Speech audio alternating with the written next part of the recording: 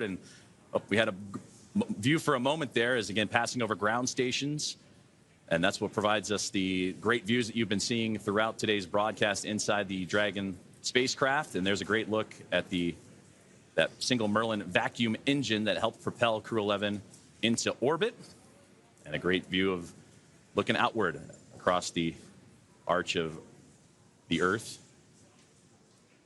Despite all of the weather issues we were having on ground leading up to launch, we seem to be having some really clear, amazing views in space today.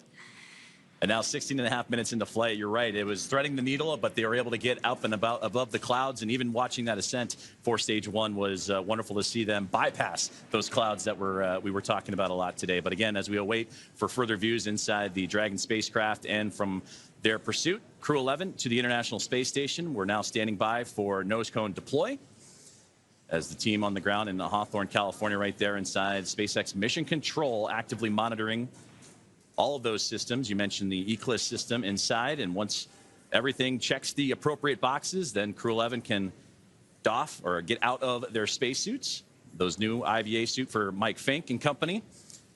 And then from there, it's going to be about a 16-hour ride to the International Space Station, and that's where they will link up with the orbiting laboratory and the 7 current residents on there. Crew-10 is currently on board, as well as Soyuz MS-27 with NASA astronaut Johnny Kim, and they'll bring that 7 to a team of 11, hopefully in the early morning hours coming up tomorrow. So we continue to stand by, approaching 18 minutes into today's flight. We are just waiting confirmation that the nose cone is fully deployed, but all hooks are open. We should be hearing that confirmation hopefully within the next minute or so. And hopefully we'll also have great views of that nose cone deploy. And that's a great view on the right-hand side of the International Space Station Flight Control Room in Houston, Texas, at NASA's Johnson Space Center, where we got updates throughout the day today from Sandra Jones as the International Space Station monitoring today's flight and the ascent of NASA SpaceX Crew-11. And they pulled go earlier on as they're ready to receive Dragon.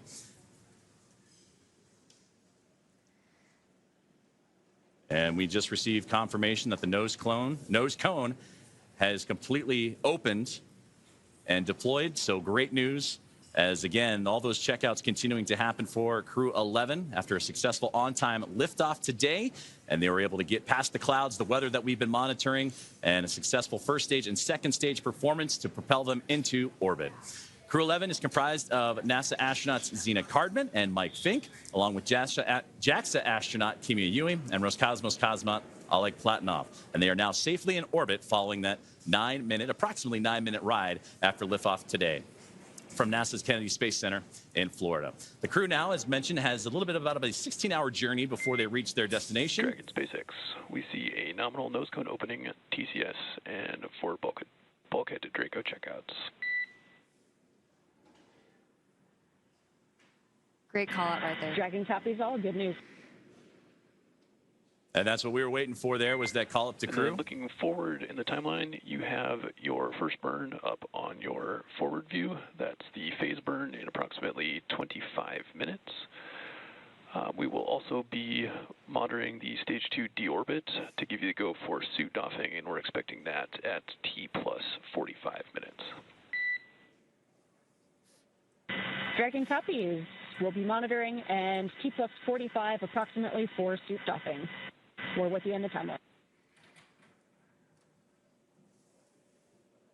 Great conversations there with the team on the ground, and there they are, Crew-11. Happy as can be in orbit now, and they have a 16-hour journey before they reach their destination, the International Space Station, as docking currently targeted for tomorrow morning, Saturday, August 2nd at 3 a.m. Eastern Time, 12 a.m. Pacific, to the space-facing port of the station's Harmony module. Now, between now and then, Dragon will perform a series of burns as it catches up to the space station. And that first burn you heard him talking about is the phase burn, and that happens about 30 minutes or so from now. So we'll continue to monitor the Dragon spacecraft, or the teams on the ground will continue to monitor that first of a sequence of burns to help them stair-step their way up to the International Space Station. Human spaceflight has come so far in the last 5 years with Dragon. In addition to flying people, SpaceX's Dragon spacecraft also enables researchers the opportunity to fly critical science to orbit. So far, SpaceX and Dragon have carried more than 1,000 research experiments to and from low Earth orbit, both to the International Space Station and on our free flyer missions. From DNA sequencing to 3D printing, studies enabled by Dragon and the space station test a variety of technologies, systems, and materials that will be needed for future long-duration exploration missions. Every mission yields critical science, critical research, and learnings that help make life both on Earth and in space better. And flights just like today's help us continue to lay this foundation for our future among the stars and continue our mission to make life multiplanetary. We'll be signing off from SpaceX for now, so we're going to send you back over to Kennedy Space Center. But before we go, we want to thank NASA, Joseph, for entrusting us with today's mission, and thank you all for being with us today. Well, thank you very much, Soumya, Ronnie, and the teams here at SpaceX. It was another phenomenal opportunity to catch NASA SpaceX Crew-11 in orbit today. And with that, we're going to say goodbye from here in Hawthorne until we pick back up with our docking coverage beginning at 2 a.m. Saturday, August 2nd, tomorrow, for that targeting docking to the space-facing port of the station's Harmony module at 3 a.m. Eastern. So for now, thank you for joining us, and we're going to toss it back over to Nick and Daryl at Kennedy Space Center to wrap up today's launch coverage.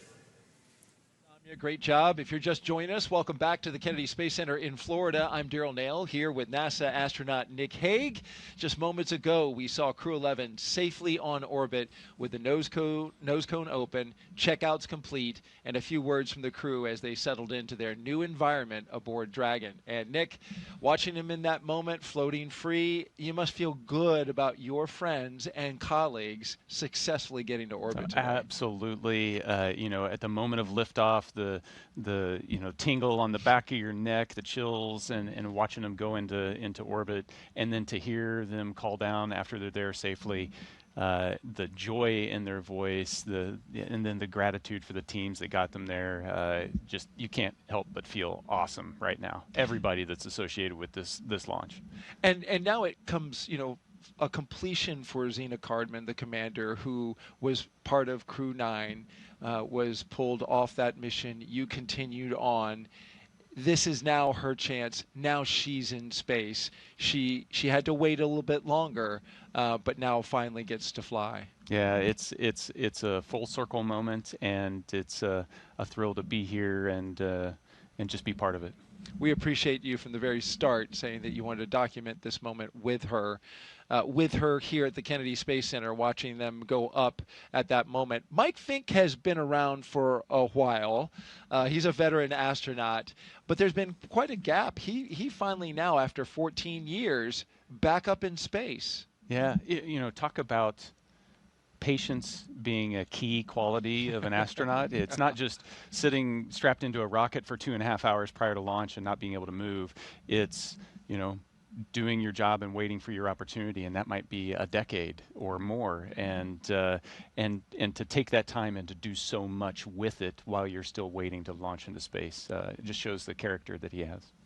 Incredible Character and incredible character is Mike. Well, quick story here. We want to tell you, when Zena Cardman was here and she did the co-host role for Crew-9 when you launched. After the launch broadcast was over, she pulled out a deck of cards and just offhandedly was like, oh, hey, I want to show you something. And she showed me this deck of cards. It was the Crew-9 deck of cards. And she had hand-drawn the portraitures of each of the Crew-9 members, which included you, and she was on it, though she didn't get to fly. It was the card deck that you used when you played to get rid of your bad luck. Yeah, in the suit-up room, yeah. Right. And so I'm like, you hand drew these? I was super impressed. So, of course, fast forward to recently, you walk in the pre-production meeting and you're like, hey, Zena wants to have this deck of cards. It's the Crew-11 deck of cards, and we want to show them to you now. And she redrew her crew. And we want to show those to you. Hold that up. She's an amazing artist. All the crew members each got a face card. So she's on there, Oleg's on there, Mike and Kim and Kimya. And here they are. She hand drew this. We have a close-up of this shot. We want to show you so you can get a real full appreciation. Hand-drawn portraitures by Zena Cardman, the commander. You talk about many talents. Just another talent in what appears to be just this extremely well-rounded astronaut and commander. Oh, absolutely. not all astronauts are created equal. I cannot do that. She is talented. That's incredible. And of course, they played with this deck of cards when they got rid of Zena's bad luck today. Yeah, and it worked. And it worked. Look at that weather. We were looking at the cloud just off to the south. You know, the power of positive thinking. Your positive thinking was like, you know, perfect. All right, we're going to send it back out for one more interview with Tony. And in the meantime, you and I are going to play some high-low card for your next space assignment. See if I can win it from you.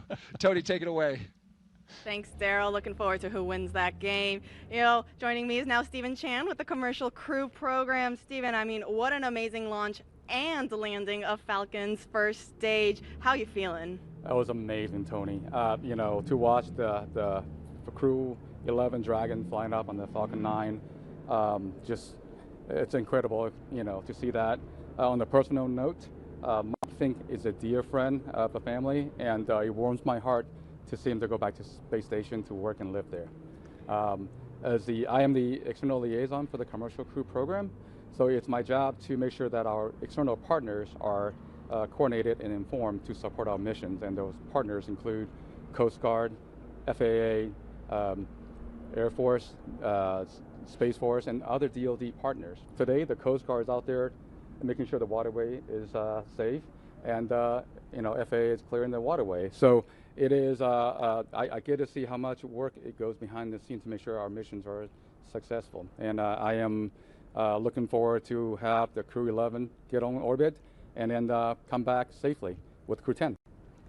You know, Steve, you played a critical role in changing the splashdown locations for Dragon to the Pacific Ocean. Can you talk to us a little bit about your role in that and the significance in changing those splashdown locations? Yes, the moving Dragon recovery to Pacific all had to do about the safety of the public, and the trunk debris. By going to the Pacific, we ensure that the trunk is entered over Pacific Ocean and have no risk at all to the public. So, and thanks to our external partners, we work with them to make sure that the Dragon can be recovered safely, and they can perform their important missions, like keeping the waterway safe, keeping the airspace safe, and then the DoD can perform their missions around California coast. You know, speaking about all of those external partners that you have to work with, I mean, it took a huge effort to get this underway. Can you tell us a little bit more about how that worked? Yes, so for our West Coast partners, you know, the Dragon landing in the Pacific is a new challenge for them. And they have, as I mentioned earlier, leadership who recognize that Dragon is also a very important national priority. So we're very thankful to our Coast Guard, Navy, other DoD partners, and FAA that help us make that happen. And I'm looking forward to work with them to bring Crew-10 home safely. They have, SpaceX have successfully brought back 3 Dragon the last few months, and we are confident they can help us get there next week, in the next few weeks.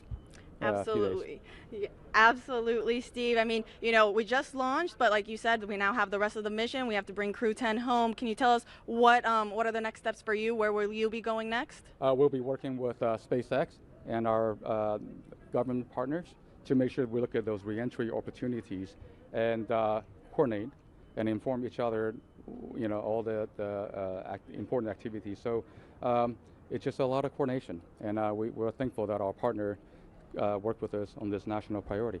Absolutely. Well, we wish you the best of luck on the rest of the mission. Thank you so much for joining us. And Thank you, Tony. We'll send it back to Daryl and Nick. All right, thank you so much, Tony. And certainly you can hear the emotion in people's voices, especially Stephen here. Just so proud of seeing Mike Fink. He has touched a lot of people here at the Kennedy Space Center in his time working with everyone here throughout the Commercial Crew program. Yeah, absolutely. He has had an impact. And you had an impact on me. I lost to you for your next space assignment. So so we need to clear the record here, because you tried to stack the deck and karma won out there because you dealt me the ace by accident. So I'm sorry. That's just the way it goes. Thank you for being so truthful and honest. You know. Is this show over yet? No, you know what? We're excited for you, Nick. We can't wait to see what you do next as well. You've brought so much experience and insight and knowledge to this show, and I know that you wanted from the very beginning, after you launched, you told me that you wanted to do this for Xena, for your friends, for your colleagues, for your team. And you're a stand-up guy telling us early on, like, hey, I'll be there and I'll do it. Thank you very much for that. No, my pleasure. Can you take one more social question before we bug out? We didn't hit 8 yet, so yes. Let's do it.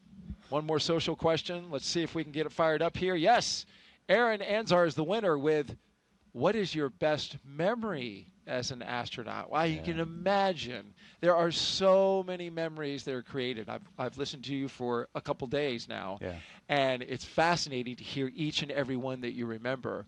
But what would you put as the number one memory?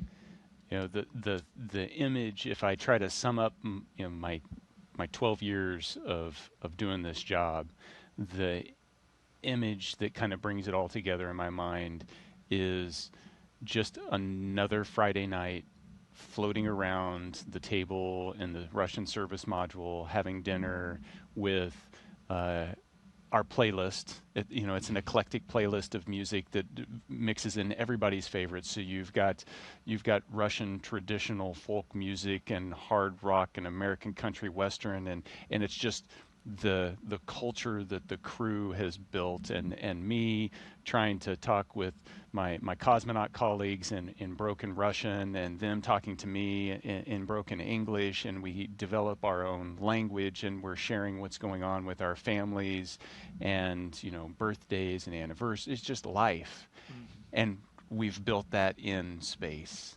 And there's just so many unique aspects, just how you're eating and people are floating around, that it's so normal.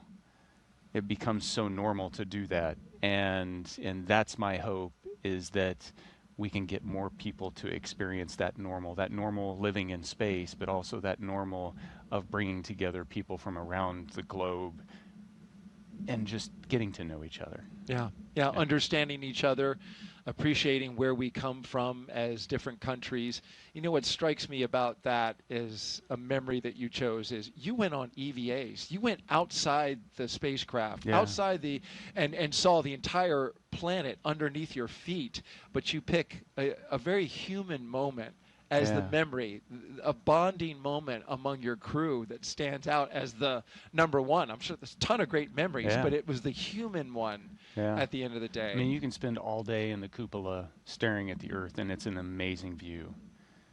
But when a crewmate floats up and watches it with you, it's just that much more spectacular. That's awesome. That's awesome.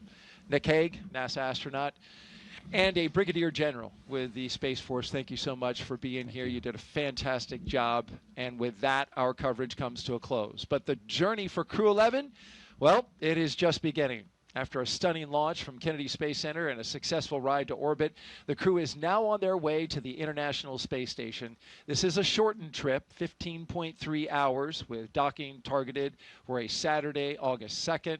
At approximately 3 a.m. Eastern Time. And we'll pick back up, of course, with our coverage beginning at 2 a.m. Eastern Time on that same Saturday, tomorrow, for a targeted docking at that moment.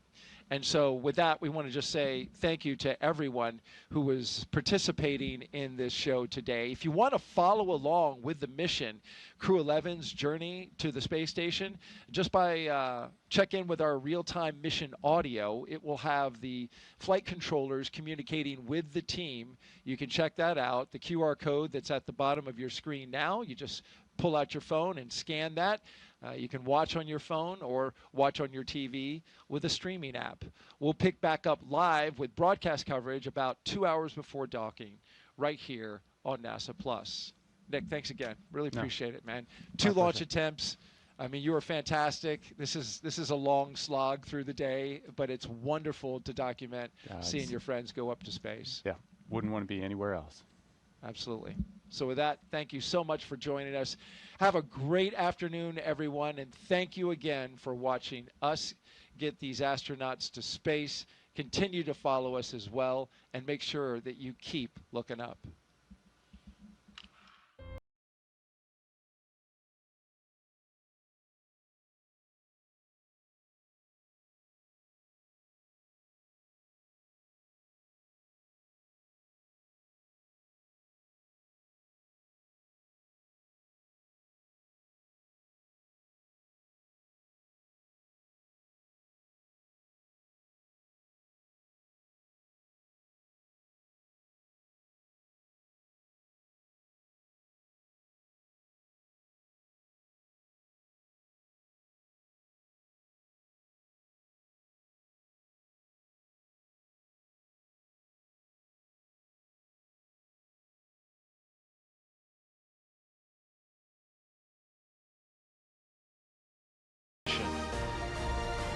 And the closeout crew closes the hatch to Dragon Endeavour.